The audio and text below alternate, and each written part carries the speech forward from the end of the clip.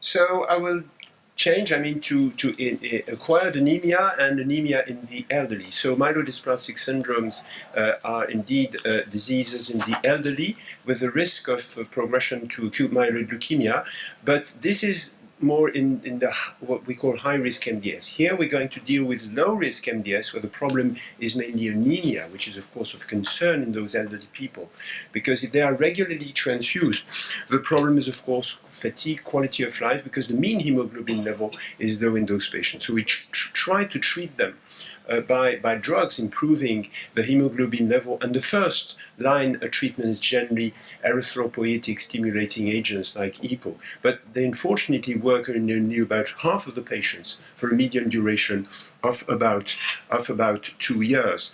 So indeed, in those patients, there are limited treatment options, especially in Europe, where some drugs are not, second-line drugs are not approved, like hypomethylating agents.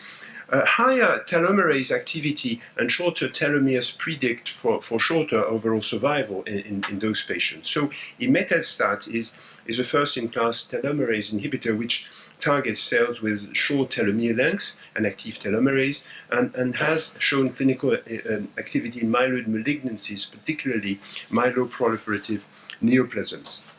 So we're here with patients who are low risk, which IPSS low and intermediate 1, who are refractory to ESAs, or who have a very high EPO level, baseline EPO level, which predicts a very low response to EPO. And actually, almost all the patients had received EPO.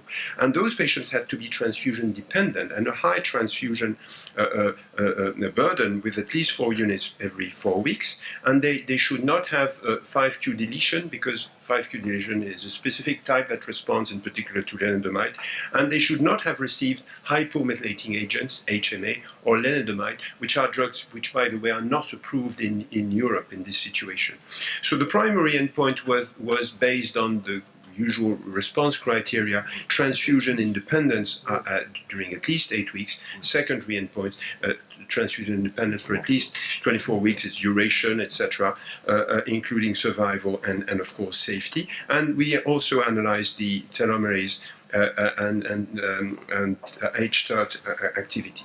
So the patients, 38 patients were included as expected, elderly people who were 2/3 of them were low risk, 1/3 intermediate 1, and the transfusion requirement was very high indeed, with a median of 8 concentrates every 8 weeks, which is very high.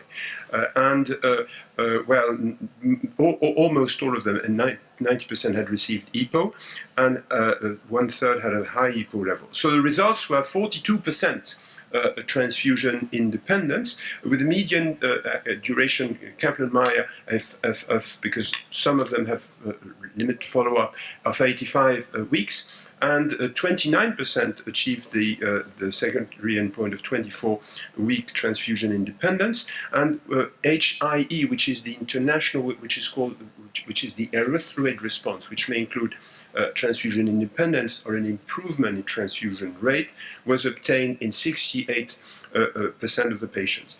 Now, in the subset of the patients,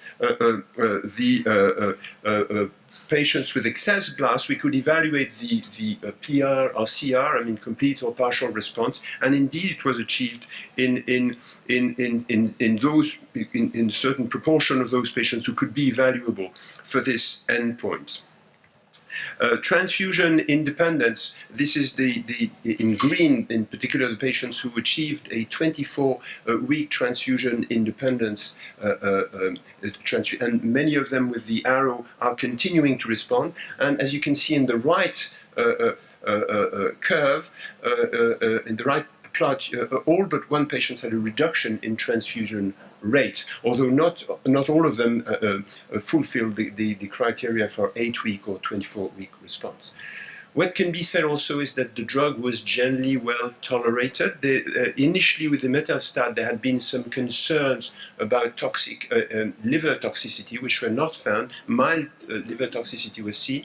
Cytopenias, which thrombocytopenia and/or neutropenia, was indeed seen in about 60% of the patients. They were reversible, but significant, and And interestingly, patients with worse prognosis, although they remain low risk, but with worse prognosis such as abnormal karyotype like trisomy 8 or even worse karyotype, tended to respond better to Imetelstat in terms of transfusion independence, which suggests that the drug is promising for higher risk MDS. And so in conclusion, we have a 8-week transfusion independence rate of 42% in those patients resistant to EPO, and 29%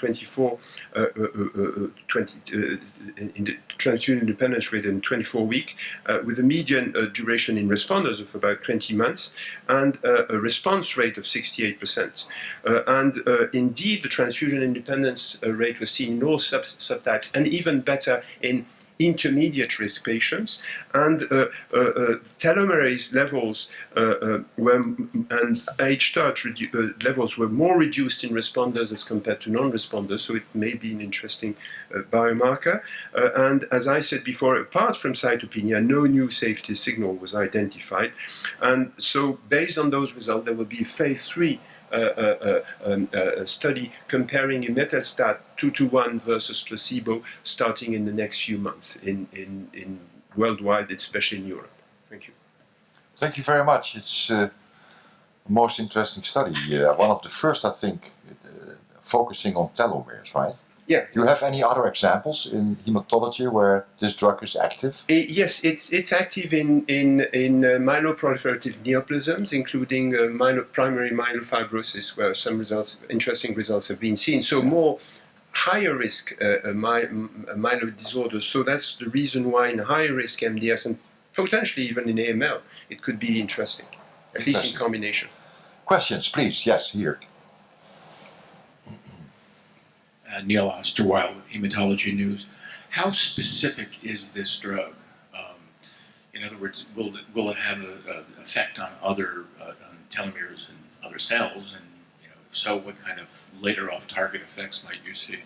I think it's unclear. Even the mechanism of action on erythropoiesis is unclear. I mean, it's been studied in particular by Ron Hoffman and colleagues on megakaryopoiesis, but on erythropoiesis, I mean, it's so a lot has to be learned there, yeah, obviously. And then why originally was it studied in erythropoiesis? I mean, what prompted it?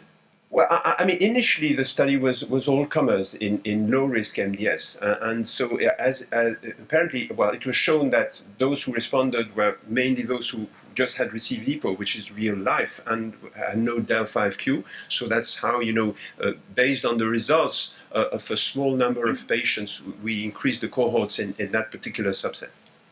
Okay, thank you. Further questions, please.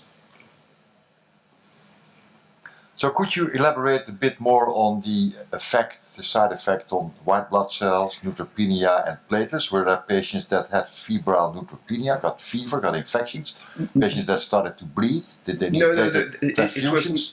There were very few episodes of infection, 2 to 3, but I think 2 patients were hospitalized for febrile neutropenia, and very few required the platelet transfusion. Okay. It's more grade 3, but it's significant. I mean, it's significant.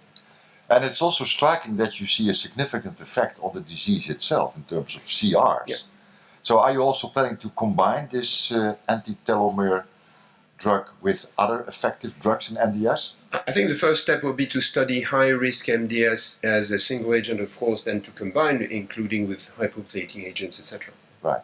And you are talking about starting a phase 3 trial. Yes, How would that look like? What would be the control arm? It will be a placebo, because as usual, transfusion independence being the primary endpoint, we know that even in the placebo arm there are often some. So I mean, agencies have required a phase 3 study. Yes.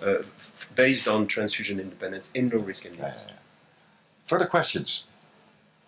If not, thank you again, Pierre. Thank you.